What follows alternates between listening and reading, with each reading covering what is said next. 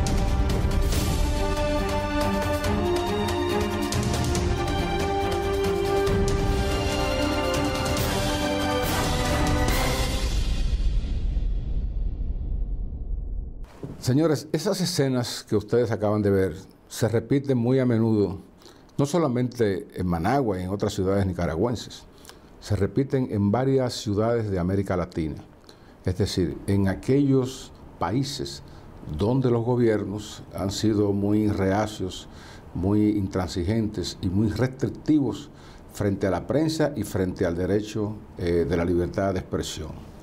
En la 75 Asamblea de la Sociedad Interamericana de Prensa, tuvimos la inmensa satisfacción de saludar a Miguel Mora. Miguel Mora es uno de los periodistas más emblemáticos de Nicaragua.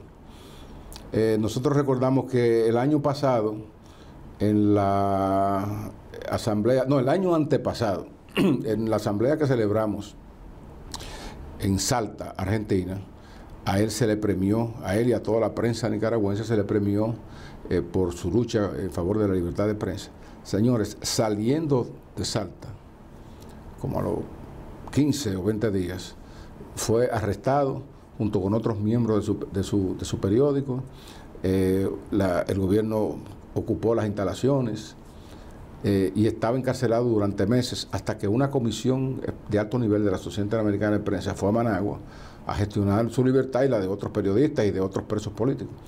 Y él fue liberado. Tuvimos la satisfacción de verlo aquí, que vino. Lo saludamos. Participó en la asamblea, recibió una gran ovación, conversamos mucho con él. Pero Wendy, este es el panorama que hay en toda América Latina, y tuviste que todos los informes, en su mayoría, hablan de esas restricciones, de esas cortapisas que se le van poniendo a ese derecho. En el caso dominicano, por ejemplo, por lo menos pudimos presentar un panorama de mayor optimismo en relación con los demás países, porque hemos logrado victorias jurídicas frente a leyes y artículos de leyes que restringían esas libertades, sobre todo después que el Tribunal Constitucional emitió sus fallos. No, y se puede decir que aquí hay libertad de prensa, aunque obviamente existen algunos episodios, ¿verdad?, de vez en cuando donde a veces se trata de censurar, a veces se trata de acallar voces cuando afecta intereses, o cuando al periodista se le pasa la mano, o cuando no tiene las suficientes pruebas. Entonces, hay momentos que se someten a la justicia, pero para eso están los estamentos jurídicos, ¿verdad?, para así si no hay una denuncia comprobada, pues se pueda comprobar. Pero siempre que el periodista tenga la verdad en sus manos y sea producto de una investigación, debe permitírsele que se exprese. Entonces, las personas, los sectores afectados,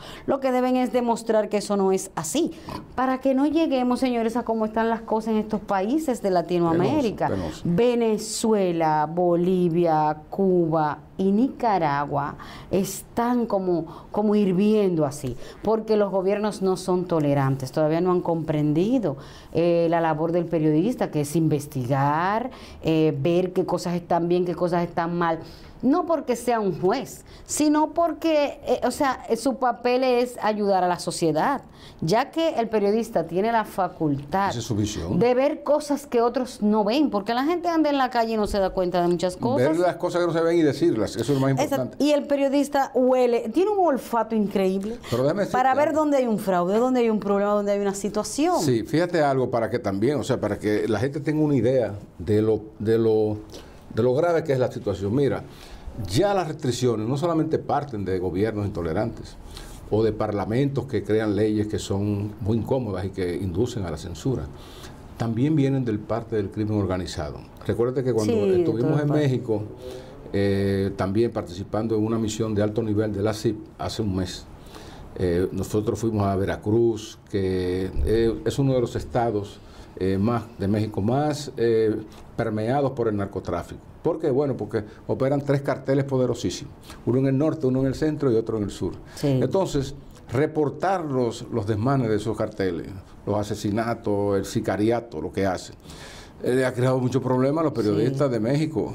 Claro que sí, con la vida en un hilito se mantiene. En un hilito, y entonces... Toda esa sociedad. Sí, o sea que son, ¿qué te digo? Es una combinación de fuerzas negativas que Sí. están impactando hoy el mundo de la libertad de prensa, tanto las que vienen de los gobiernos represivos como de otros. Pero también se dan casos en gobiernos democráticos, vamos a decir así, que siendo, digamos, respetuosos o garantes de la libertad de prensa, hay situaciones que escapan de su autoría o de su promoción. Se les zafa el gatillo. Sí, que son también de gente que no tolera la crítica, por ejemplo, no tiene que ser necesariamente del crimen organizado, pero aparecen personas que agreden a los periodistas Sí, así es. porque no les gusta lo que escriben. Hay una competencia fuerte, Miguel, mira, y nosotros estamos defendiendo nuestra clase, que es la clase periodística, pero nosotros tenemos el respeto por las cosas que investigamos, porque lo que no apoyamos es que el periodista o algunos comunicadores pasen al lado de lo personal, que su investigación y su trabajo se vea como si a usted le hubiesen quitado una propiedad, como si a usted le hubiesen matado a su madre, a su familia. Entonces el periodista puede tomar carta en el asunto, pero debe ser bien profesional y que se note que el trabajo que está haciendo no es porque alguien le negó un trabajo, le quitó algo, tiene alguna enemistad. Nunca debe verse como un toque personal la investigación de un periodista, ni la crítica, que es lo que sucede, que los políticos lo primero que dicen, él me ataca porque es de otro partido, él tiene esto porque yo una vez le negué un favor. Nunca debemos llegar ahí los periodistas, sino Hay mantener una equidistancia. mantener la distancia y que nuestra investigación sea por el bien común, no por nada en particular. Entonces, fíjate, en esta asamblea, Miguel, lo que pone en evidencia todo esto que estamos hablando son las estadísticas. Sí. En lo que va de año, 18 periodistas han muerto en América, ¿verdad? En el área latinoamericana, básicamente. 13 en los últimos 6 meses, que fue el informe oficial de la CIP. Se sitúa en 6 meses y dice que son 13, considerado algo espantoso y demasiado en estos tiempos, y más con la CIP con 75 años, luchando porque se respete el derecho a la libertad de prensa. Entonces, ¿cómo es posible tantos casos de asesinato? Además de los miles de atropellos a la prensa. Este ha sido parte del resultado. Claro, fíjate que la Asamblea no solamente se concentra en denunciar las atrocidades contra la prensa, sino que también aprovecha el espacio para hablar de otros retos que tiene la prensa, que son los retos de las nuevas tecnologías, cómo hacer rentables los medios tradicionales y también los medios nuevos, como los medios digitales.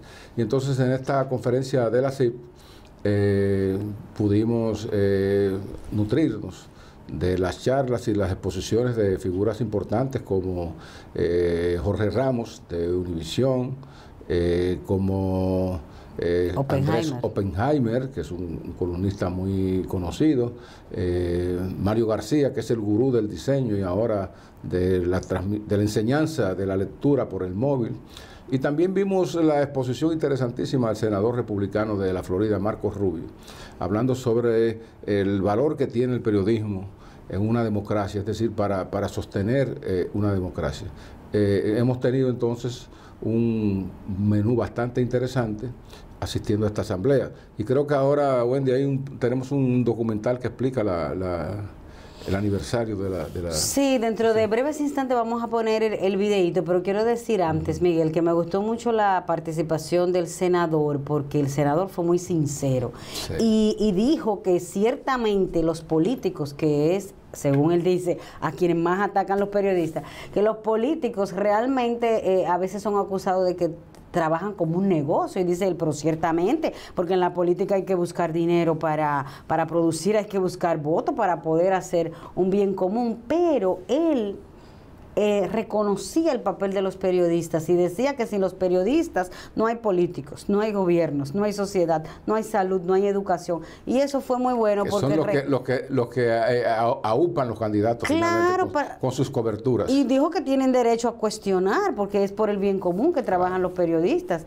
Entonces esa parte estuvo bien porque él reconoció la labor para tumbar un poco esa visión de que el periodista lo único que hace es molestar o atacar. No es cierto, es una labor social que hacemos. Ya ustedes van a ver ahora el video de los 75 años de la Sociedad Interamericana de Prensa para que se observe lo que realmente hacen los periodistas. La misión de la Sociedad Interamericana de Prensa trasciende las épocas. Es una lucha constante que se transforma día a día. Una lucha sin cuartel y sin final por la libertad.